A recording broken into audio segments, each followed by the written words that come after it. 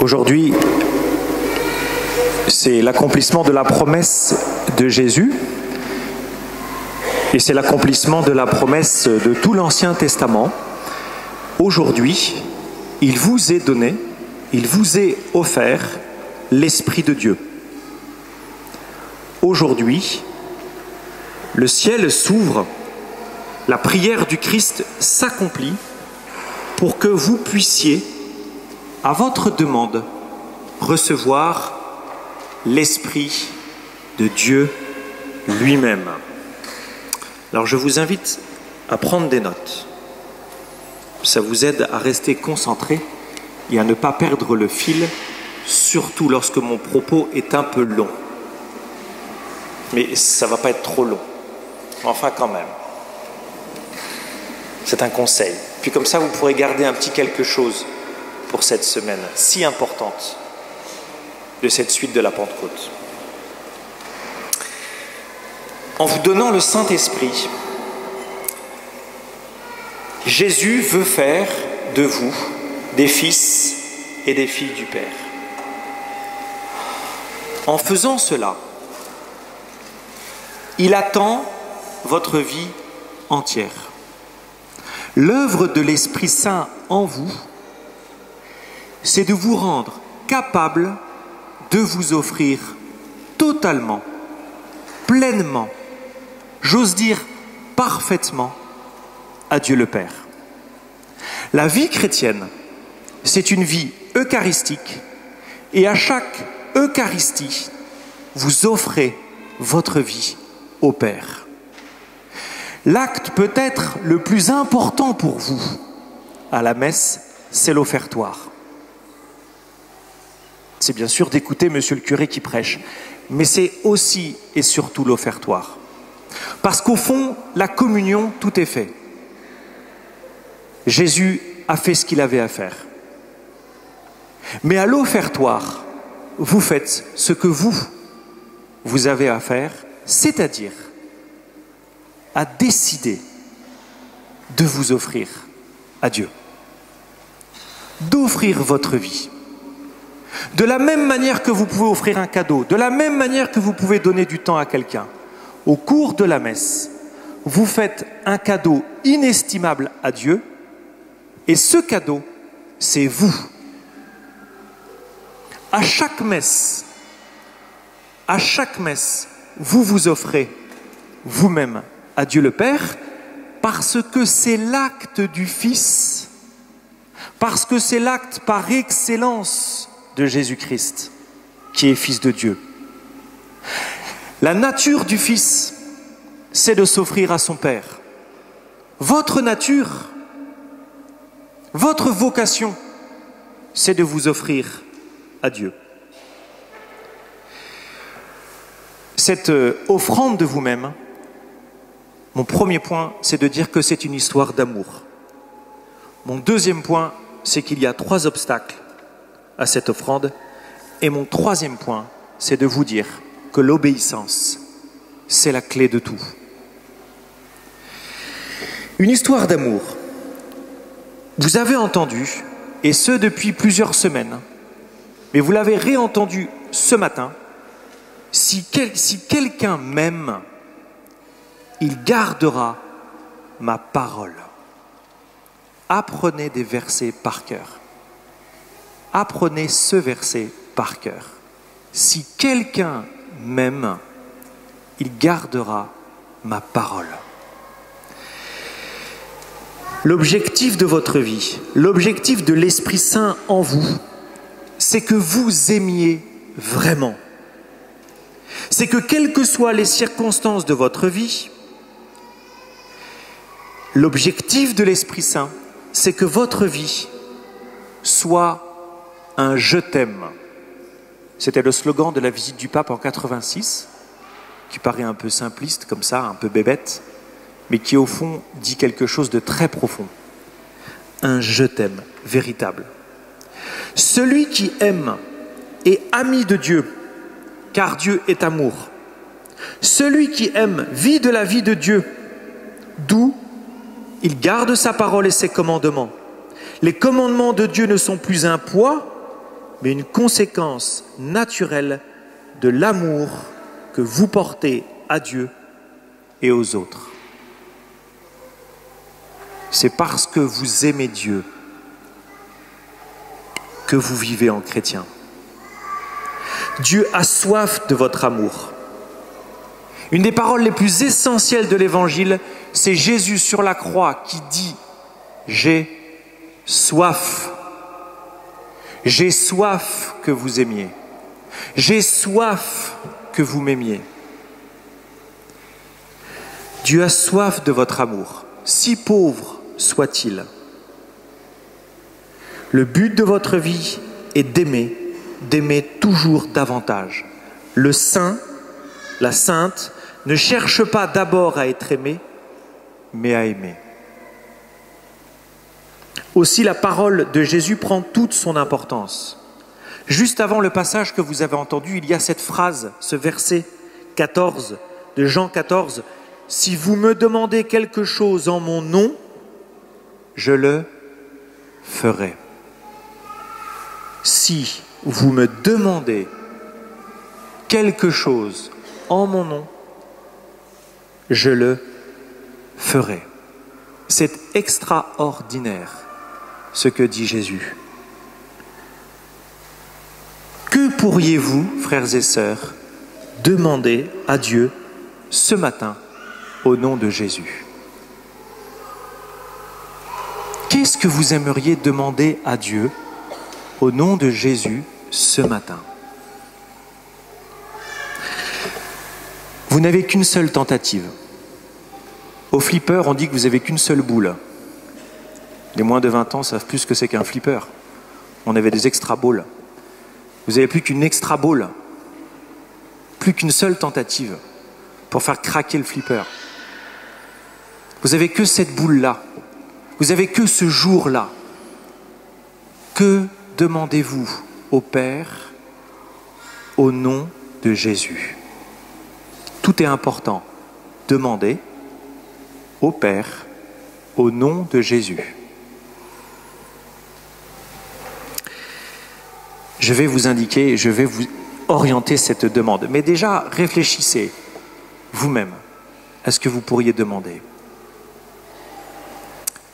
Je pense que au soir de votre vie, Jésus vous demandera « Que me demandes-tu » ?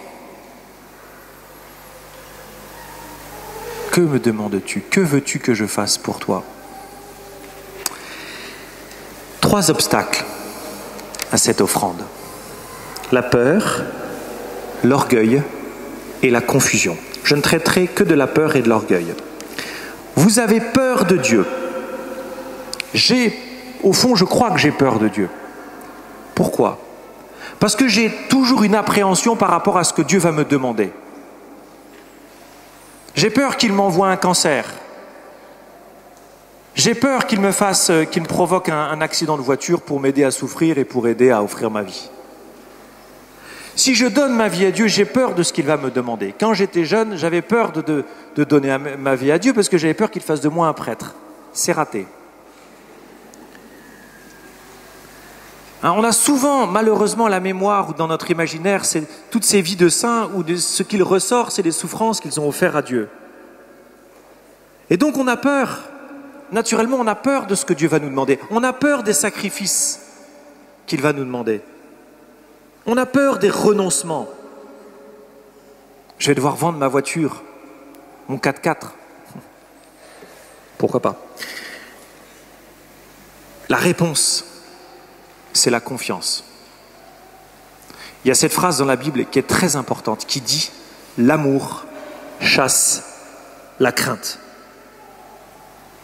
La confiance, elle surgit de l'amour, elle surgit du fait de cette expérience, de cette connaissance, comme dit l'Évangile, que Dieu vous aime.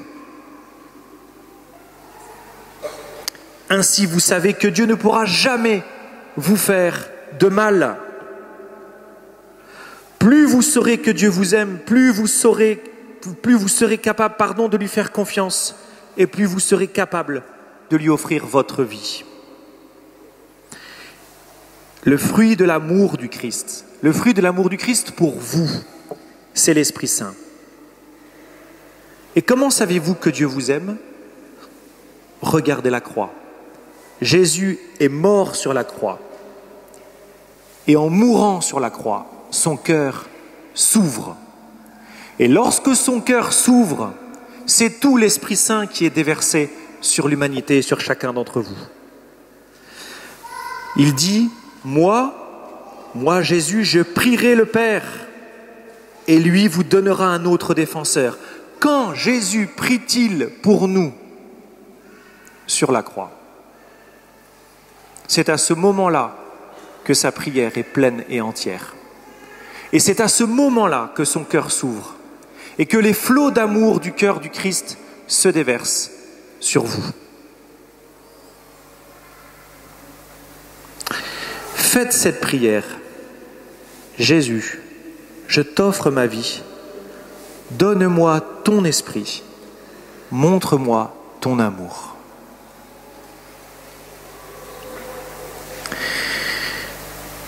Vous ne voulez pas, au fond, que Dieu prenne les rênes de votre vie. Ça, c'est l'orgueil. L'orgueil fait en sorte que nous voulons garder la maîtrise de notre existence, de notre histoire. Vous voulez que votre vie soit conduite de manière raisonnable. C'est une façon de dire à l'Esprit Saint, mets-toi derrière pendant que je conduis. Et je t'avertirai quand j'aurai besoin de toi. Mais surtout, ne viens pas me déranger, je suis en train de conduire. Vaincre l'orgueil, entrer dans l'humilité, c'est dire à l'Esprit Saint, prends le volant. Voulez-vous que l'Esprit Saint prenne le volant de votre vie?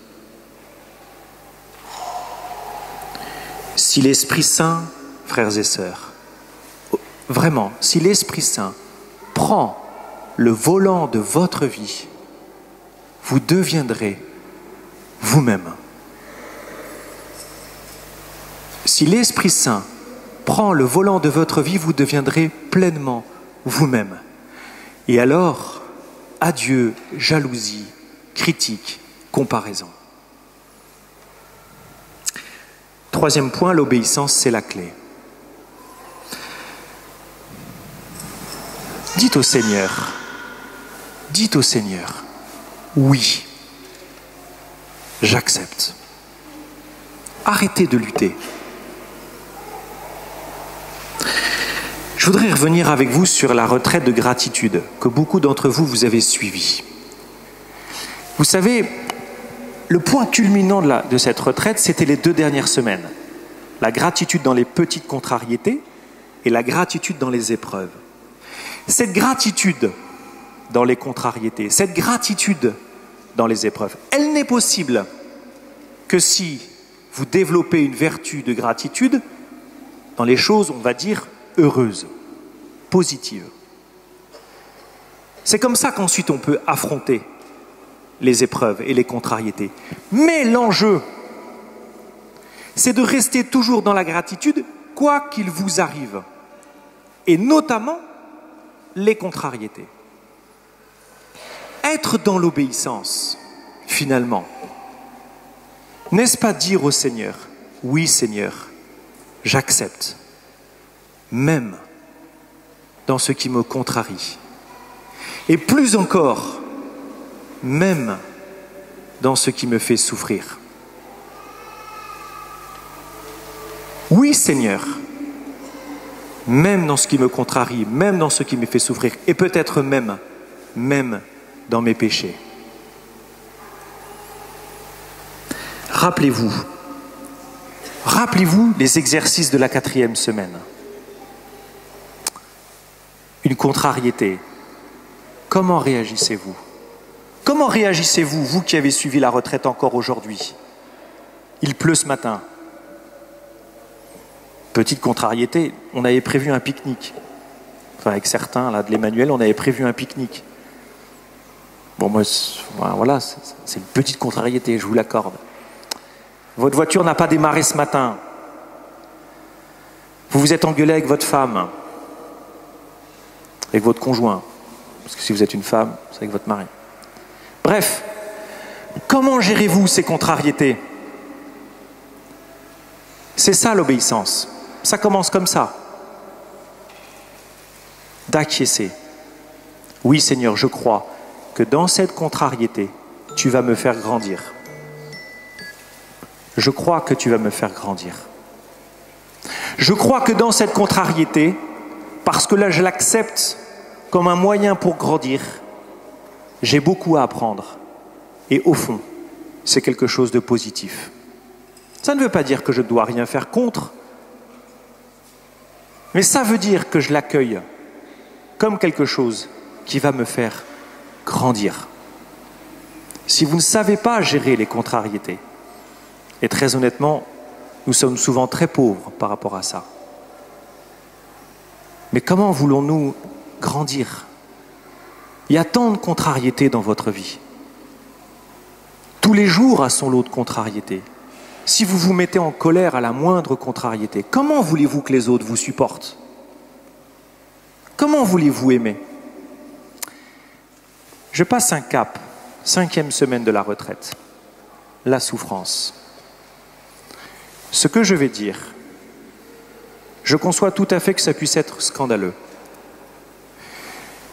Mais regardez le Christ juste la veille de sa passion. Qu'est-ce qu'il dit au Père? Il est au jardin des Oliviers. Pour ceux qui ne savent pas, Jésus, au soir, la veille de prendre la croix, il accepte. Il dit qu'il accepte la coupe qui vient du Père. Au fond, qu'est-ce que dit Jésus à ce moment-là? Père, s'il est dans ton intérêt d'enlever cette souffrance, je te prie de le faire. Il n'est pas fou, il n'est pas maso, il est homme. Il n'a aucune envie de souffrir, parce que la souffrance est tout sauf bonne. Mais il faut continuer. Mais si mes souffrances et ma mort servent tes plans à toi, alors je l'accepte. Et c'est ce que je veux aussi. Voilà ce que Jésus dit la veille de sa passion. Alors peut-être d'entre vous, peut-être certains d'entre vous vivent des épreuves qui ne sont pas des petites contrariétés. Et vous savez de quoi je parle. Peut-être qu'aujourd'hui, vous pouvez demander au Saint-Esprit, non pas d'aimer ce qui vous arrive, non pas d'arrêter de lutter contre, mais de faire la même prière que Jésus, la veille de sa passion, et de dire, Père, si cette souffrance, si cette maladie, si cette épreuve est indispensable pour accomplir tes plans ou pour te glorifier dans ma propre vie ou dans la vie d'un autre, alors je veux bien. Je dis oui. Et si tu veux me guérir, alors guéris-moi.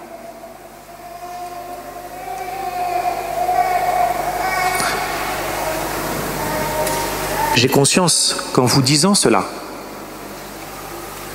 cela peut paraître terriblement scandaleux et inaudible. Pourtant, c'est la prière que Jésus fait la veille de sa passion. Et que l'offrande de votre vie, elle peut aller jusque-là. Que l'offrande de votre vie, elle peut aller jusque-là. Je reviens au verset que je vous ai cité au début. Si vous me demandez quelque chose en mon nom, je le ferai. Je vous invite, j'ai terminé, je vous invite à écrire votre réponse. Je vais vous laisser 1 minute. Et puis après, nous allons nous lever. Et parce que c'est la Pentecôte, nous allons demander tous ensemble l'Esprit Saint. On va le faire de manière un peu anarchique. Vous allez sortir des bancs. Ceux qui veulent rester à leur place, vous pouvez bien entendu rester à votre place. Mais je vous invite, ceux qui le souhaitent, on va sortir des bancs. Moi, je vais descendre ici dans la fosse. Et puis on va prier ensemble. On va prier ensemble l'Esprit Saint pour que l'Esprit Saint transforme votre vie. Il y a peut-être des choses dans ce que j'ai dit qui vous ont rejoint peut-être plus particulièrement. Écrivez votre demande. Et puis nous allons demander ensemble l'Esprit Saint. Vous allez le recevoir et il va vous exaucer. Amen.